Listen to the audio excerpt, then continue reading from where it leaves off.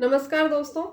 आज की इस वीडियो में हम एक बहुत इंपॉर्टेंट टॉपिक डिस्कस करने वाले हैं कि अगर कोई भी ट्रस्ट जो है, क्या किसी ट्रस्ट को रजिस्टर होने के लिए एक वैलिड इंस्ट्रूमेंट की ज़रूरत है।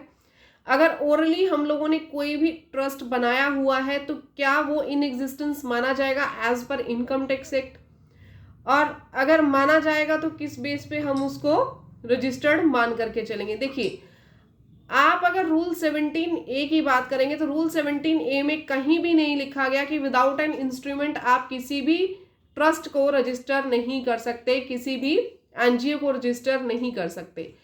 आप अगर बाय वर्ड ऑफ माउथ या ओरली कोई भी ट्रस्ट रजिस्टर कर चुके हैं तो आप उस ट्रस्ट को वैलिड ट्रीट करके चलेंगे।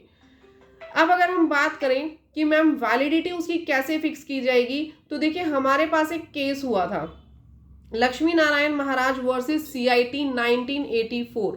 इस केस में क्या हुआ था कि 100 इयर्स अगो एक ट्रस्ट बनाया गया था। ट्रस्ट वर्ड ऑफ माउथ के बेस पे बना, कोई भी वैलिड एग्रीमेंट नहीं था, कोई भी इंस्ट्रूमेंट अवेलेबल नहीं था।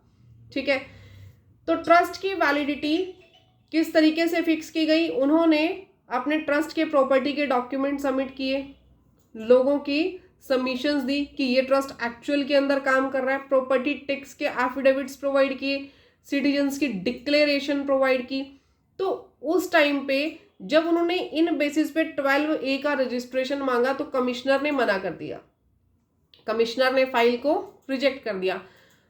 किस बेस पे रिजेक्ट की गई फाइल को इस बेस पे रिजेक्ट किया कि ये जो ट्रस्ट है इसका कोई प्रॉपर एग्जिस्टेंस नहीं है, कोई भी रजिस्ट्रेशन सर्टिफिकेट नहीं है, यानी एक प्रॉपर वैलिड इंस्ट्रूमेंट होना चाहिए रजिस्ट्रेशन से रिलेटेड। इसके बाद जो केस था मध्य प्रदेश हाई कोर्ट में गया और ऑनेबल हाई कोर्ट ने डिसीजन दिया कि सिर्फ इसी बेसिस पर कि उसके पास एक वैलिड इंस्ट्रूमेंट नहीं है रजिस्ट्रेशन का ट्रस्ट के पास, तो इसी बेसिस पे आप जो इसका 12A के अंदर रजिस्ट्रेशन है वो कैंसिल नहीं कर सकते। आप अदर फैक्ट्स जो हैं उसको भी देखिए।